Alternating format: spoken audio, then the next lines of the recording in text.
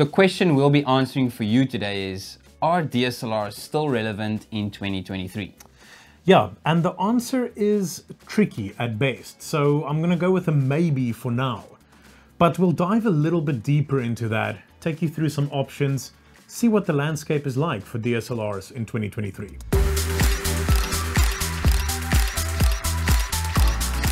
So mirrorless has been trending for years now, and we can finally see clients, even first-time buyers, coming in asking for mirrorless cameras.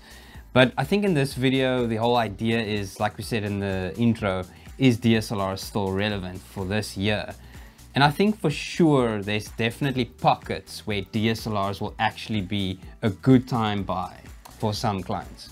Yeah, look, there's no two ways around it that the advances made on a purely technological level within mirrorless cameras over the last 10 years have pretty much destroyed DSLRs as a whole. Right now, if you look at it purely objectively, just what is a better camera? In every single segment of the market, a mirrorless camera is the better option. There's no two ways around it. They are faster, they have better lenses, they shoot better video. They generally, right now, with the way the technology sits, have higher megapixel sensors. They have better autofocus. The technology is on a completely different level. But that also kind of hinders the actual, I want to say almost the photographic aspect of it. The learning how to shoot, how to compose, how to expose properly. You know, yeah. Mirrorless has almost made that too easy. For sure. You know, nothing wrong with that. I mean, I love it. But there's definitely still something to be said to shooting in a slightly more manual way. Yeah, I think the key word you said there was learning. Because if you're a student and you're starting out, you definitely want to learn from scratch. I mean, when we started out, we were taught how to shoot on film. Everything was full manual. There was zero assistance. So for a student starting out, maybe consider a second-hand DSLR. Because as we know, everybody is kind of investing in mirrorless, and that is pushing a lot of their older gear onto the second-hand market. And the other beauty of that is that because there's so much DSLRs on the used gear market, they drop in value. Yeah. And now all of a sudden you can get a professional 5D Mark III, which is kind of older now, at a very low and affordable price on the second-hand market, right?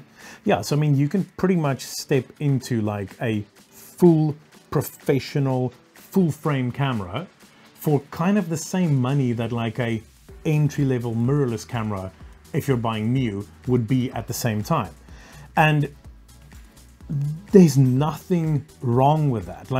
You know, with the job that we do, we get to play with every single new piece of kit that comes out. And very often that makes you quite judgmental about something that's just a little bit older. But jump onto any photographic blog or, you know, photographic curated website and look at the results that were produced 5 years ago with a DSLR. Or 10 years. Or 10 years. I mean, 50. Mind-blowing stuff, you know? And that just speaks to the fact that no matter what you think about it, it's not the gear. Yeah. It's not the gear that makes it. And if you look at how DSLRs function at their core, it is kind of tailor-made for learning photography, but still learning it a lot easier than being forced to shoot film. Because you can still see that result immediately, but you can't see the result live in the viewfinder. And it kind of teaches you how to use light meters and how to manipulate your aperture and your shutter speed and your ISO and that kind of thing, just with one reading, and how to combine that to get the exposure you want. And that's really important if you're learning about photography. And that's kind of become too easy in mirrorless cameras, especially when you take that kind of live exposure in the viewfinder or on the screen into account. Is it convenient? Yeah. For sure, yeah. Most definitely. but it does kind of take a little something away from the experience. And as you rightly said, I mean, for students and that whole like sort of photographic, creative student environment, DSLRs make a lot of sense. It's almost like film has become kind of too complicated now. Not necessarily in shooting film, but the whole experience around it. Getting it developed, especially depending on where you're located. And not to talk about cost even. The cost of film and developing film has just increased so much. I mean, there's, so we're in South Africa. So there's a lot of areas in South Africa where you can't go to a local, you know, like camera store or film lab and get film developed. You have to courier it to like the nearest city, have it developed, and then have it couriered back, you know, and that's kind of really become too complicated. And DSLRs seems, for me at least, to now be that like, that perfect middle ground. Like, I want to learn, I'm not quite like 100% sure that this is really the kind of thing for me.